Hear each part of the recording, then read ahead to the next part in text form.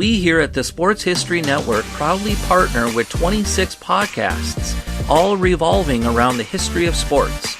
But did you know that many of our hosts were sports history authors way before they started their shows? It's true.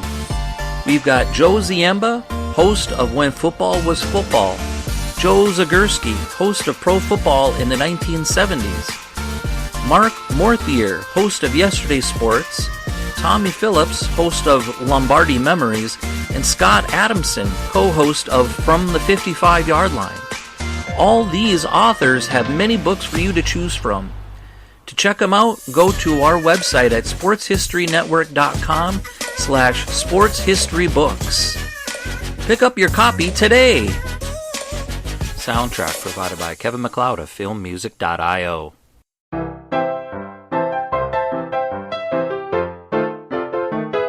Triangles, the life and times of an NFL original team. Season 1, Episode 1, Introduction. When I was a kid, growing up near Dayton, Ohio in the 1960s, I had no idea I was living within walking distance of professional sports history. On summer evenings back then, my dad occasionally took me over to a place called Triangle Park. The park was in town, but close to our house. I remember walking there a few times with my sister Donna, who was about 10 years older than I was. There was a baseball field at the park called Howell Field. It's still there, on the east side of Ridge Avenue, just off Riverside Drive. The land on the west side of Ridge Avenue now hosts some tennis courts, and is called DeWeese Park, after a prominent Dayton family from generations back. But 100 years ago, it was all part of Triangle Park. Howell Field's home plate backs up to a hillside with bleachers on it. Dad and I watched amateur baseball games there, but honestly, I was more interested in the concession stand, with its chiclets, cotton candy, and soft drinks. As you can imagine, I was a pretty chunky kid. I only learned decades later that that very spot was the site of the first game ever played between members of what became the National Football League. On an unusually warm Sunday afternoon, October 3rd, 1920, in front of an estimated crowd of around 5,000, the Columbus Panhandles visited the homestanding Dayton Triangles. How do we know this was the first game?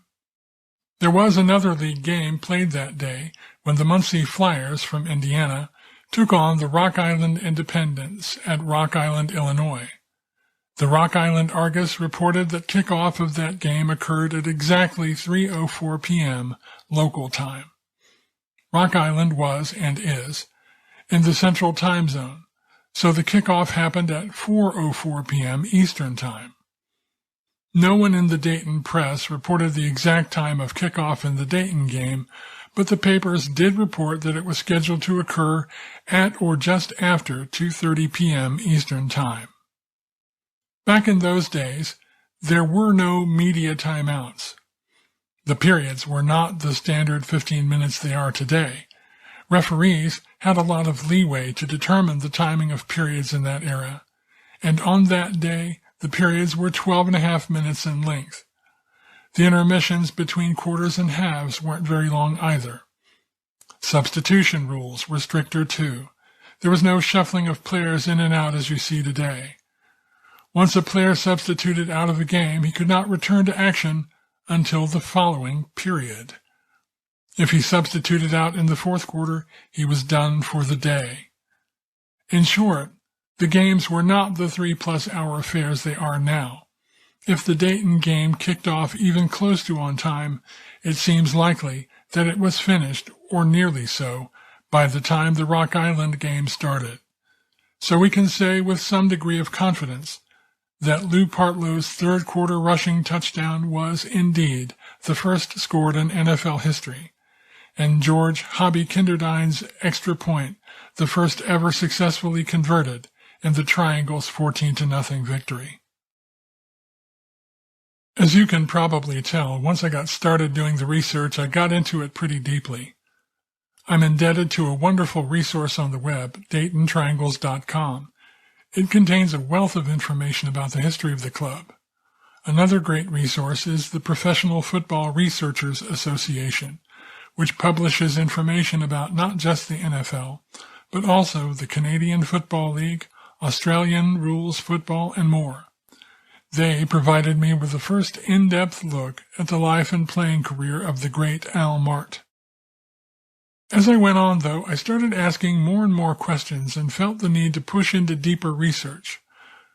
I wanted a better understanding of some things like the team was called the Triangles, and they played at Triangle Park.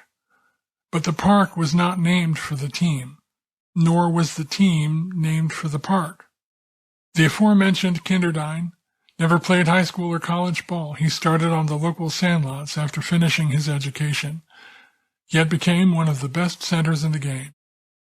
The aforementioned Partlow used to train by running through the woods, dodging trees, and sometimes not dodging them. One of the original Triangles turned in a performance during his college days that was so impressive it ended up in Ripley's Believe It or Not, nearly 20 years after he did it. One of them was nicknamed Scummy, and nobody remembers why. The team's first coach was a son of one of the area's leading industrialists and went on to serve in both World Wars in Korea. As I dug deeper, I found myself wanting to understand more than just the players and the games. What were their backgrounds and family histories, for example? While I was at it, what was it like in those days? For us in the 21st century with our technology and conveniences, it must seem strange to think that when the Triangles first formed in 1916, there was no internet, no Facebook, no Instagram or Snapchat. There were no podcasts like this one. There was no television, and radio was still an experimental technology. There was something called cable news. It referred to telegraph cable. The only media, social or otherwise, were the newspapers, and there were a lot more of them than there are now. Women could not yet vote. There's more. Words didn't necessarily mean the same things they do now. For example, dope didn't mean drugs or hot beat, but valuable information. If you had the dope on someone or something, you were in the know. Open racism was commonplace. But unlike baseball, football in 1916 was not racially segregated. A lot changed by the end of the Triangles run in 1929, some for the better, others not so much. Radio was well on its way to revolutionizing the media landscape. Prohibition, with its crime and corruption, was on.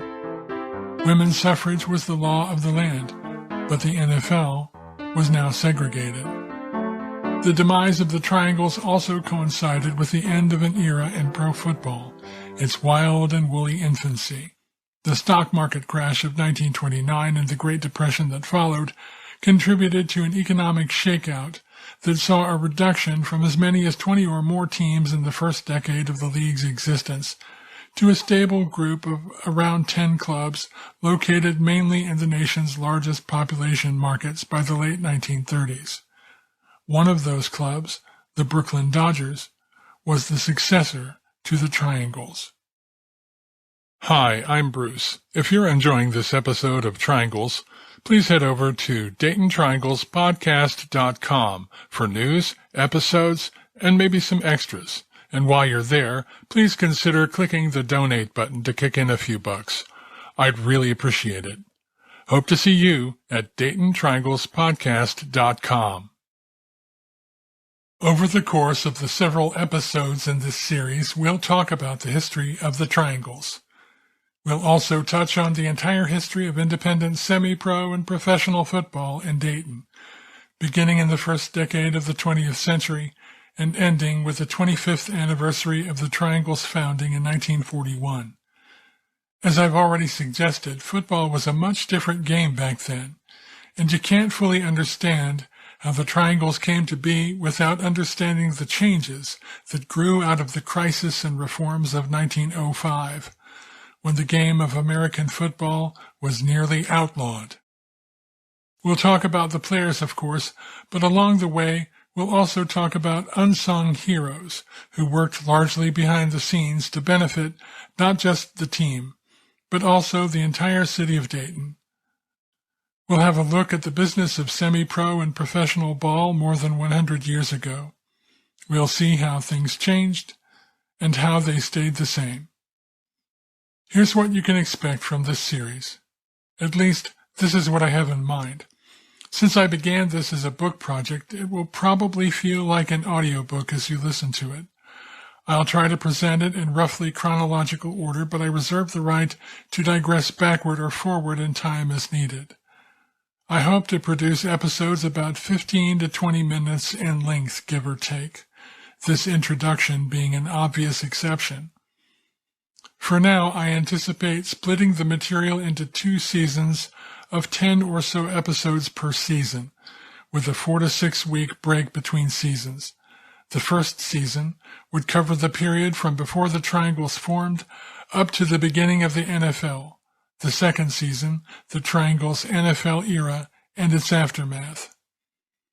Since footnoting in the middle of an audio presentation would be awkward, I will state up front that I sourced most of the story from the Dayton papers of the day, the Daily News, the Journal, and the Herald.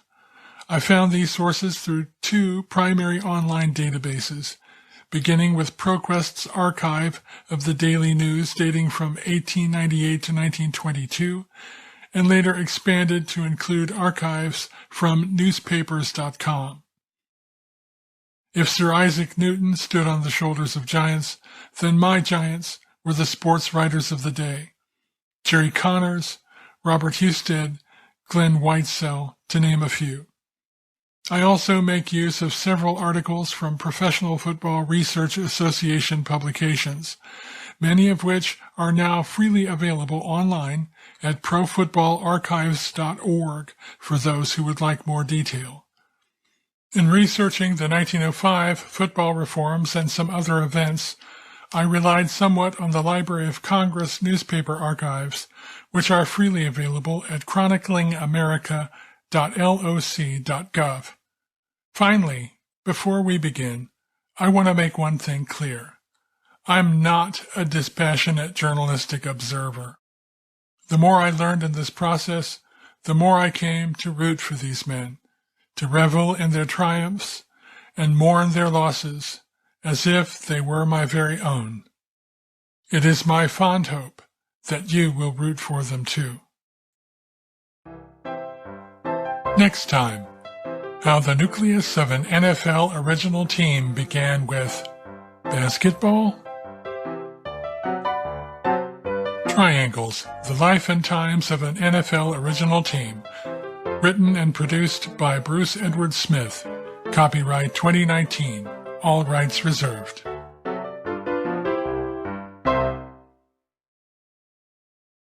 At the Sports History Network, we're all about sports yesteryear, and so we're so pleased to introduce you to Row One, an online memorabilia gallery and shop that brings your sports history to life anywhere. The Row One gallery includes over 5,200 gorgeously reproduced prints of team posters, game program covers, game tickets, advertisements, and more in baseball, pro and college football, pro and college basketball, and more. And any gallery item may be printed in a variety of sizes on wood, metal, canvas, acrylic, or poster paper.